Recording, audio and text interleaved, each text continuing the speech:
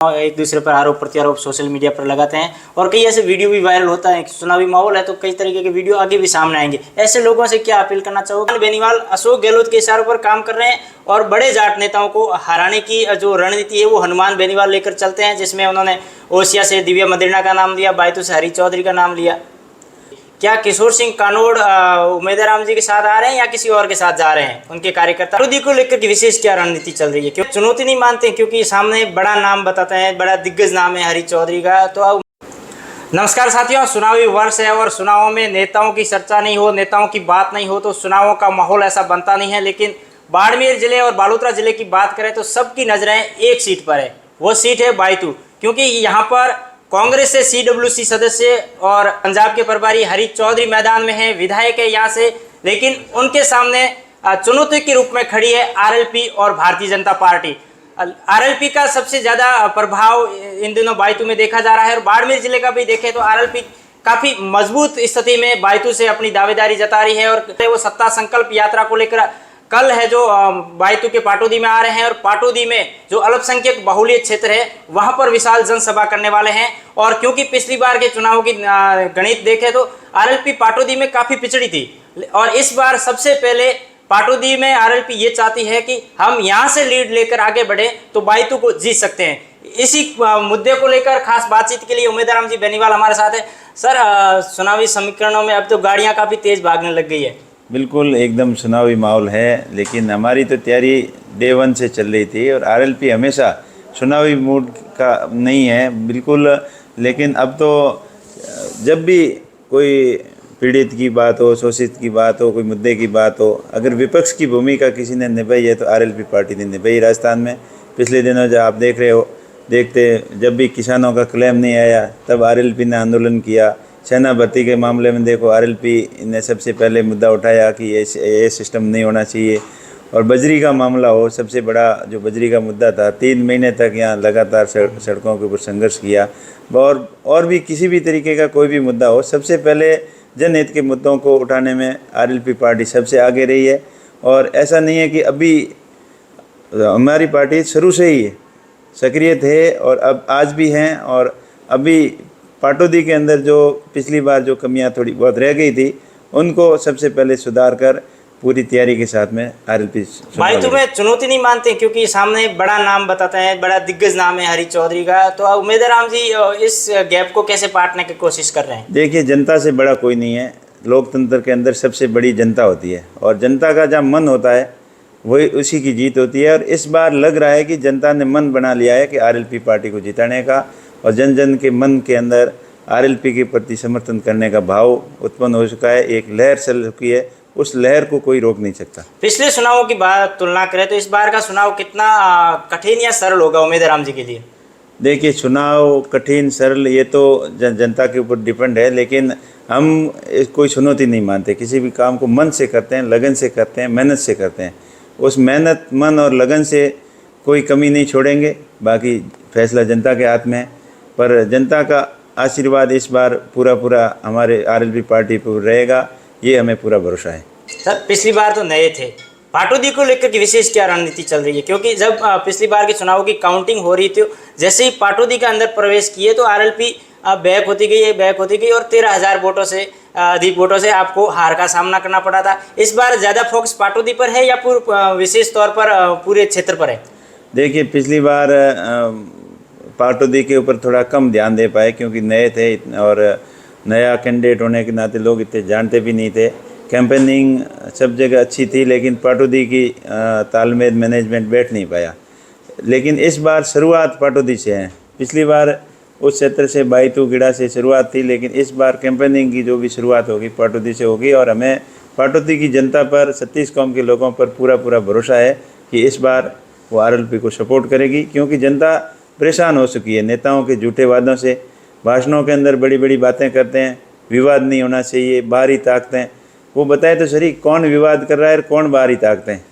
खुद ही तो सबसे ज़्यादा विवाद करते हैं और बाहरी ताकतों का वैसे ही बहाना कर रहे हैं।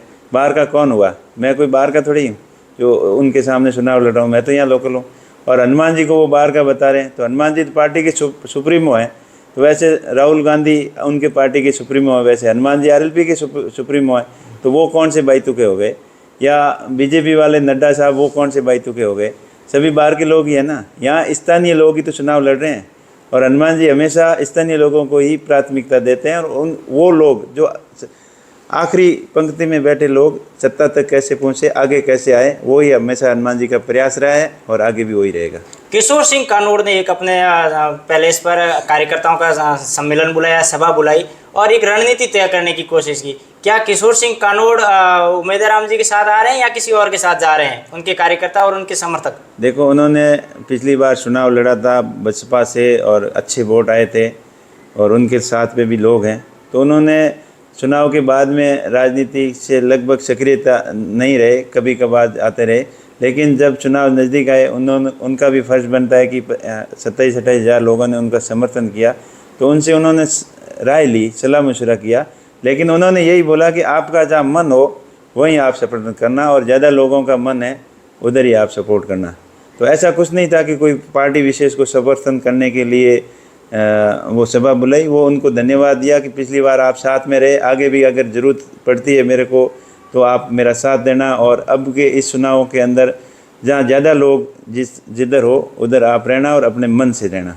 आपने बात नहीं की कि अपन पड़ोसी है कि गांव के आसपास में रहते हैं, और क्या आप इशारा कर दीजिए अपने कार्यकर्ताओं को कि पूरा का पूरा लवाजमा मेरे साथ जुड़ जाए? देखिए, हम तो पड़ोसी हैं, हमारे घरेलू संबंध भी रहे हैं, अच्छे दोस्त भी हैं, ऐसा कुछ नहीं, उनसे अच्छे संबंध है। लेकिन चुनाव का मामला अलग होता है। उन्होंने अपनी बसपा से चुनाव लड़ा था, मैंने आरएलपी से लड़ा था, लेकिन हमारा आपसी संबंध कभी ख़राब नहीं हुआ।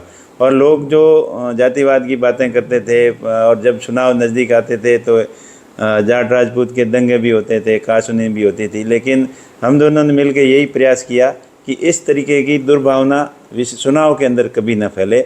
और अब सदियों से यहाँ साथ में बैठे हैं, कभी नहीं लड़ते हैं, सगे भाई की तरह रहते हैं। लेकिन जब चुनाव आता है उसी 1-2 महीने के पीरियड के अंदर ये क्यों होता है, उस चीज़ को लोगों को समझाने का पूरा प्रयास किया और लोगों ने भी माना। तो कभी किसी प्रकार का कोई विवाद नहीं हुआ और आगे भी कभी नहीं होगा।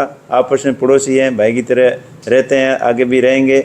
और पड़ोसी के नाते, भाई के नाते उनसे हम कहेंगे हमारी मदद करेंगे, बाकी करना नहीं करना उनकी मर्जी, जनता की मर्जी।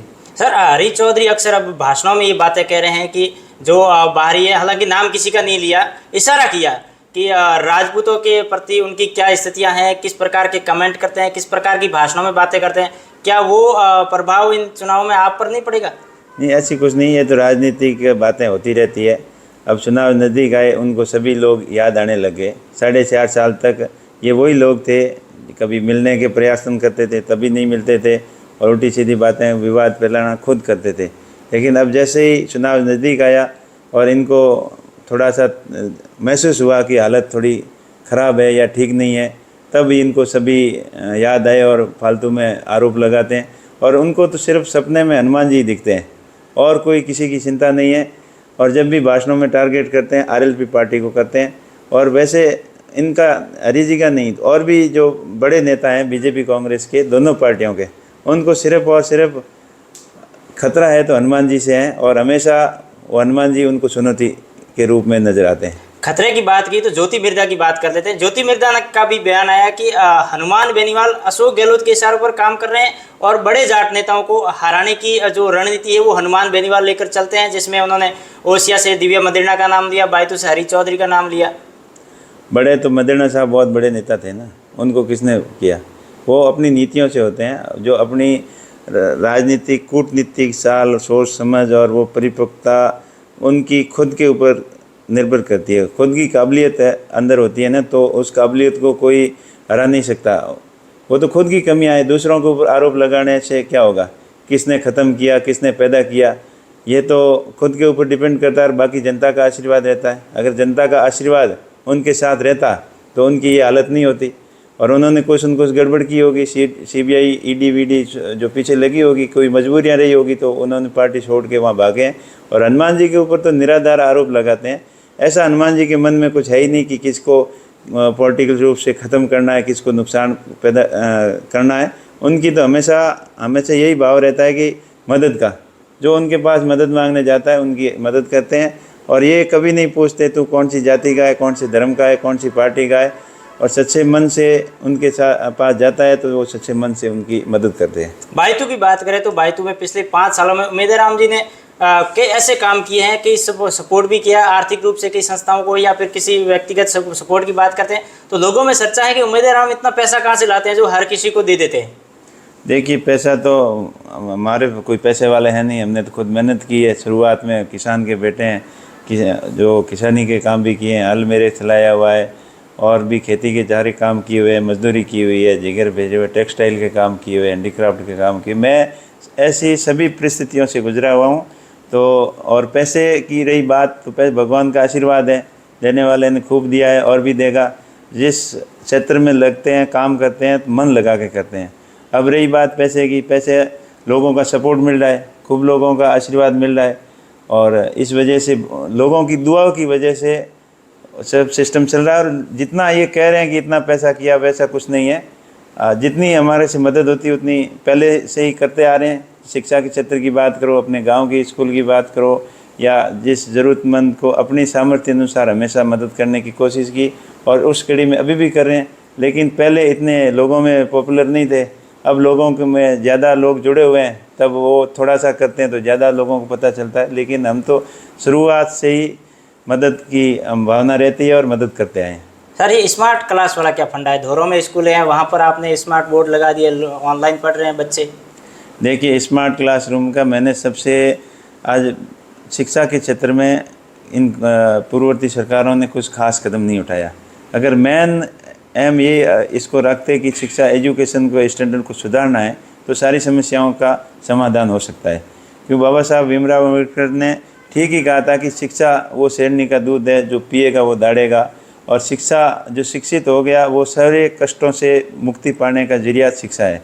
इसीलिए मेरा तो शुरू से ही प्रयास रहा, आज से 20-25 साल हो गए जब से अपने पैरों पर खड़ा होकर कमाने का प्रयास किया, तब से लेकर आज दिन तक अपने सामर्थ्य अनुसार हमेशा देता गया। और इस बार अध्यापकों की बहुत कमी थी, स्कूलें काफ़ी ज़्यादा क्रमोन्नत कर दी, लेकिन नया अध्यापक एक भी नहीं आया। अब सीनियर स्कूलें हैं, 10th हायर सेकेंडरी स्कूलों के अंदर हो, चाहे कॉलेज के अंदर हो, मिडिल क्लास तक के, प्राइमरी तक के टीचर हैं, और स्कूलों के अंदर साइंस फैकल्टी है, और भूगोल है, जियोग्राफी, आर्ट्स वगैरह, मतलब अच्छे आर्ट्स के भी टिपिकल सब्जेक्ट हो गए, जैसे इकोनॉमिक्स हो गया, जियोग्राफी हो गया, इनका अध्यापक होना बहुत ज़रूरी है। और साइंस का तो बहुत ही ज़रूरी है, जैसे केमिस्ट्री है और फिजिक्स है और बायोलॉजी है। ये बिना अध्यापक पढ़ना मुश्किल होता है। तो मैंने उस चीज़ का बहुत ही मेरे को दुख हुआ, और अपनी तरफ से मैं क्या हेल्प कर सकते, उसके अंतर्गत 50 स्कूलों के अंदर कम से कम लगभग मैंने स्मार्ट क्लास की घोषणा की, जिसमें से 35-40 लग गए हैं, और भी जल्दी लग जाएंगे। कुछ अभी आचार संहिता लगने वाली है तो उसके बाद में करेंगे।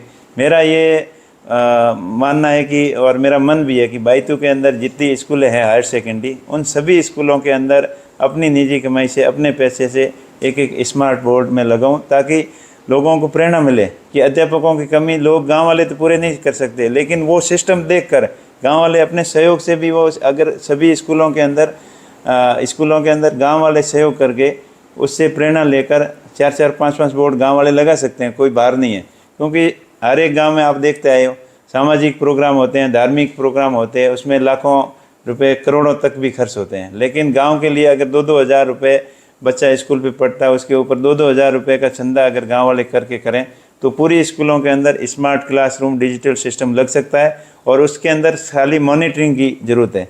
आप देखते होंगे बड़ी बड़ी क्लासें हैं, जैसे CLC वगैरह है, कोटा के अंदर बड़े इंस्टीट्यूट चलते हैं, एक क्लास के अंदर एक ऐसा ही स्मार्ट बोर्ड लगा हुआ है, और उस क्लास के अंदर 1500, 1000 बच्चे पढ़ते हैं।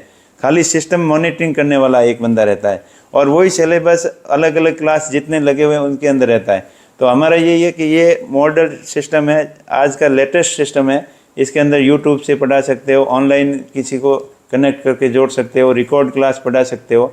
तो पढ़ाई के स्टैंडर्ड को बेहतर करने के लिए कम सुविधाओं के अंदर, अब मास्टरों की पूर्ति हम कर नहीं सकते, लगा नहीं सकते, लेकिन ये सिस्टम लगा सकते हैं। इस सिस्टम के ज़रिए एजुकेशन का स्टैंडर्ड सुधरे और अच्छा हो, इसमें मेरा प्रयास रहा है, और आगे भी इस सिस्टम को सुधारने का बेहतर प्रयास करेंगे। स्कूलों का इंफ्रास्ट्रक्चर, बिल्डिंग वगैरह वो भी अच्छी करेंगे, अंदर फैसिलिटी वगैरह भी अच्छी करेंगे, और व्यवस्था खेल मैदान हो चाहे कुछ भी हो, स्कूल के प्रति इतना अच्छा सिस्टम कर देंगे ताकि यहाँ से पढ़कर बच्चा अपने पैरों पे खड़ा हो, समझदार बने, संस्कारवान बने, अच्छा एजुकेटेड बने, और अपने बच्चे पढ़कर यहाँ से इंजीनियर बने, डॉक्टर्स बने, आईएएस बने, आईपीएस बने, और अच्छे इंसान बने, अच्छे बिजनेस बने। यही मेरी सोच है और आगे रही है, आगे भी ऐसी रहेगी। सर विकास की बात करें तो बायतू में कहा है कि हमने सर्वाधिक विकास करवाया है। सड़कों की बात करें या फिर स्कूल, करमनताओं की, ग्राम पंचायतों की, राजस्व गाँवों की, इसको लेकर क्या कुछ धरातल पर है? देखिए 4.5 साल तो कुछ किया नहीं। अब लास्ट के अंदर आनंद फानंद के अंदर प्रयास ज़रूर कर रहे हैं, लेकिन सड़कों की बात करें तो पुरानी सड़कों की हालत ऐसी है कि चलना मुश्किल हो गया। 2-4 सड़कों को छोड़कर बाकी सारी सड़कें बहुत ख़राब है। अभी सवा फलसून रोड है, जो ये 15-20 साल तो मेरे को होते सुनने को हो गए। जब भी चुनाव आते हैं कि बड़ी रोड करेंगे, इसको कभी तो बोल रहे हैं डबल रोड करेंगे, कभी बोल रहे हैं 4 लाइन करेंगे। पिछली बार बीजेपी के विधायक बड़ी घोषणा कर रहे थे, वसुंधरा जी यहाँ हरनेश्वर धाम आई थी तब बोला कि 4 लाइन प्रोजेक्ट स्वीकृत हो गया, नित्य 1000 करोड़ का हो गया, लेकिन ये थोथी बातें थी, थोथी घोषणाएं थी। अब 10-15 साल से जो ग्रामीण रोडें रुकी हुई थी और अभी नए जो रेवेन्यू विलेज बनाए, उनके लिए ये कह रहे हैं कि हमने किया है और शुरुआत की है। अगर यही काम 2-3 साल पहले होता तो लोगों को लगता कि काम हो रहा है। अभी लोगों को, ज़्यादातर लोगों को विश्वास ही नहीं है कि खाली शुरुआत की है, पूरा होगा। खैर पूरा शुरू किया है वो तो होगा, लेकिन अभी उसमें पूरा करने में भी इनके पास बजट है नहीं, 2-3 साल लगेगा। और हर जगह स्कूलों करवंत हो या नए काम की बात हो, घोषणा हो, बोर्ड लगाने का काम इनका भयंकर रूप से चल रहा है। होड़ लगी हुई कि हम ज़्यादा से ज़्यादा पट्टियाँ कैसे लगाएं, उद्घाटन पट्टियाँ। तो वैसे धरातल पे काम कुछ नहीं है, खाली दिखावटी हवा हवाई बहुत ज़्यादा है। सर दूसरी बात करें पानी की, हर घर नल पहुंचाने की बात हो, नल तो पहुंचे लेकिन आप भाषणों में कहते हैं जल कहाँ है, कब पिलाओगे, इसको लेकर क्या प्रतिक्रिया? ये बिल्कुल हकीकत है। जो पानी गांव मुख्यालयों तक पहुंचना था वो भी अभी तक पहुंचा नहीं। उसके बाद रेवेन्यू विलेज मुख्यालय या एक गांव के अंदर 10-10, 20-20 पॉइंट तक पानी पहुंचता और प्रचुर मात्रा में मिलता तो लोगों को फ़ायदा होता, मवेशियों को पीने को भी मिलता। लेकिन हकीकत ये है कि नए पाइप तो डाल दिए, लेकिन पुराने सोर्स है ना, वो 80% पुराने सोर्स तोड़ दिए हैं, पाइपलाइनें तोड़ दी, कंडम जर्जर हालत में पड़े हैं, उनको कोई सूद लेने वाला नहीं है। और सब अफवाह ये फैलाई जा रही है कि नया पानी कनेक्शन हो गया, कनेक्शन हो गया। अगर कनेक्शन हो गया, उसके अंदर भी नल लग गया, जल नहीं है तो लगा हुआ क्या काम का? अरबों रुपए खर्च किए हैं, लेकिन किसी ने इस चीज़ पे ध्यान नहीं दिया कि घर इन नलों के अंदर पानी कैसे जाएगा। अगर पीछे की बात करें जो लिफ्ट कैनाल से या पाइपलाइन आ रही है, तो अपना पोखरण से लेकर फलसूंड के बीच में इतनी घटिया क्वालिटी की पाइपलाइन डाली हुई है कि उसको 10 बार रिपेयर करने के बाद में भी वो प्रेशर नहीं झेलता है।